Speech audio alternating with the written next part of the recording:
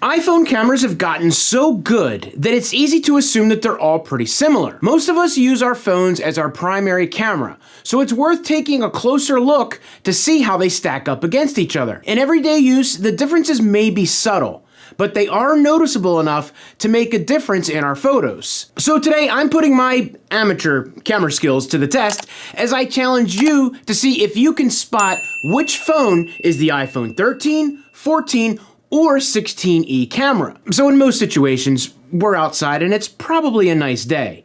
In this first shot, I wanted to show you each phone's picture to really take the time to look at the full scene. I took each of these and blew them up on my monitor, and to be honest, I only noticed a few slight differences between all three. Can you tell which is which? Now let's take a look at them at the same time cropped into the main focus of the shot, the barn. For me, in the camera 3 shot, the grass is just a little bit more saturated, but it's only slightly noticeable. The sky looks the same, and the red of the barn also looks the same in all three. Even the shadow in the middle of the barn right there, that's blocked by the sun, looks absolutely awesome. Really amazing how good all three of these cameras did. Keep in mind, one of these phones is almost 4 years old. Okay, the next shot's a little bit more wide open, and again, I want you to look at each shot separately at the dirt, the grass, the sky, and the trees way off in the background. Alone, each picture looks really good. However, they do have some differences between them. Together, you can see the shade of the dirt is slightly different in all three. Not bad, just different. The grass in camera 1 is slightly darker compared to the other two. Now, I also noticed the trees in camera 1 are also a little bit darker too, so you lose some of that detail. But I really had to zoom in to confirm that, so at this point, I'm just nitpicking. I know it's early, but do you have an idea which might be which phone?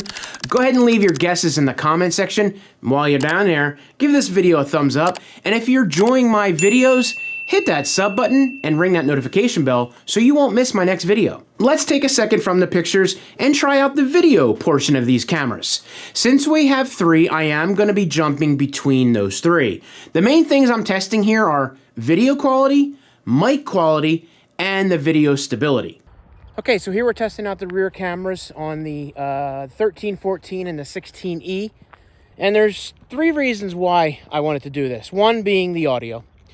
2 being the stabilization, and 3 being the cameras, what you're getting for. So, the best way I can do this is maybe jog a little bit as we go from camera to camera, and as I shake, not shake, but, hold it as steady as I can.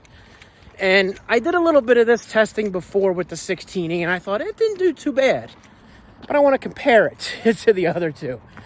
So, that's just a little bit of that, and we got cars going by and noise, so how's that working?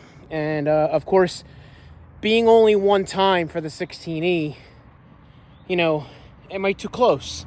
Do we need to be far away? So what do you guys think? Go ahead and leave a comment down below, and I'll throw my 2 cents in.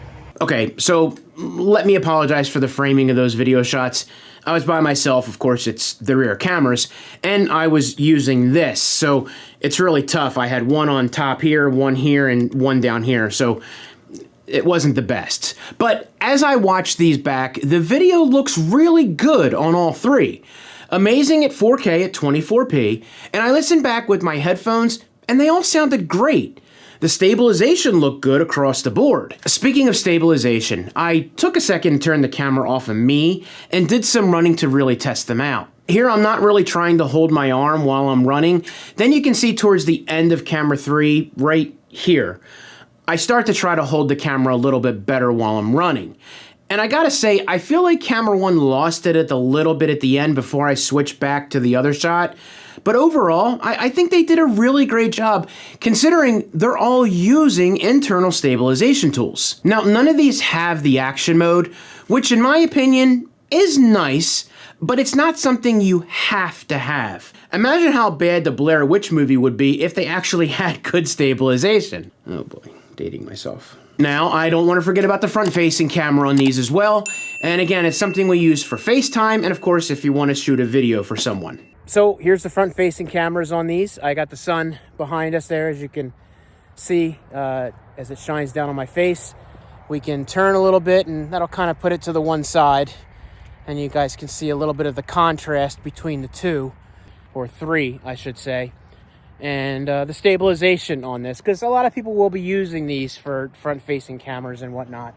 So let's go ahead and spin around. We got the sun to my back, and we'll see exactly how that looks, if any of them fall apart. And we'll just kind of jog a little bit. I don't know if there's any stabilization on the front of these. I don't know. It'd be interesting to see how those work. Of course, the mic as well. And these don't have a ton of, zooming in ability. I don't think they have any, actually. You might be able to pinch in a little bit, but you're pretty much set what you're going to do here. Much different than the rear-facing camera. But what do you guys think? Let me know. I don't know. I can't see or hear any differences in this footage. They all look identical, which is a good thing for the older phones. The mics on these iPhones have been so good for so long, the only way to get better audio is to use a third-party mic for the iPhone. So, we've done some pictures and video. Have you made your decision yet? Can you tell which is which? Go ahead and leave your comments down below. Now next, I want to cover some of the focal range of these, as well as some lower and low light shots. I like to get some of that sweet bokeh in my pictures, so the main focus of this shot really stands out. So I took a picture of the disc golf basket to see which one looks better. Now, I didn't use portrait mode on this. I just got close and made sure the focus was on that basket. In the first two pics, they look pretty similar. Cam 1 is a little bit darker, but that might be because I took it at a slightly lower angle. However, camera 3 for sure has way less bokeh going on in the background. It doesn't look bad, but it pulls a little bit of attention away from the subject. Again, of course, this is all preference. On a side note, while the 16E does have the ability to set the f-stop in portrait mode, like the 13 and 14 to take a picture, it cannot adjust it after the fact like the 13 and 14, which to most probably doesn't even matter. Now these next two shots are lower light, and I took them around 7:30 p.m. and it looks as if camera 1 is a bit softer than camera 2 and 3. Now it's not super noticeable. I had to zoom in to see it. Now I don't know if it was me, but you can see that it's just a little less detail. In these shots of my backyard, here the first two look almost the same in color and clarity. Camera 3 looks almost as clear, but just a little bit warmer look to it. Now you can easily adjust the color in post by picking one of the tones, so it's not the worst thing. It just seems like every so often, the standard changes from warm to cool and back and forth. Now for my favorite kind of photography, the night shot. Now the key to this is probably use a tripod, but if you don't have one, you gotta hold it as still as possible. The first pick for each one is no night mode at all, and it shows. And of course the second one is with a 3-second hold. Now it's really cool to see how much different they look in just a few seconds.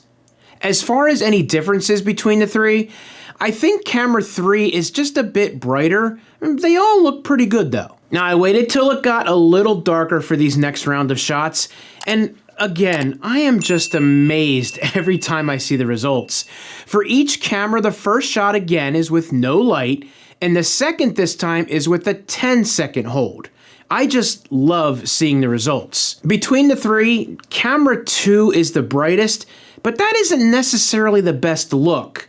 I think camera 1 overall looks the best. You can see everything, but it doesn't take away from some of the rich colors. Here's some of my backyard with barely any light on, and again a 10-second hold on the shot. These look pretty similar, but man, that third camera really kept the saturation. But I think I may have moved around a bit too much, because there's not a ton of detail when I punch in. Definitely user error on that one. Now, and they didn't turn out too bad considering the before shots. So, have you made your guesses yet? Well, it's time to see if you're right. Let's start with the first camera. Did anyone guess the 16E? If you did, you're wrong. Sorry, no more messing around. Camera 1 is the 13. Yes, nearly a 4-year-old phone is still out here keeping up with phones in 2025. Now, if you guessed camera 2 was the 14, you're correct, which leaves 16E as the third camera. Overall, I feel like if you're looking for the ultimate budget device that has a pretty damn good camera, then a refurb 13 might be the way to go. Hell, even a refurbished 14 is a great phone to explore.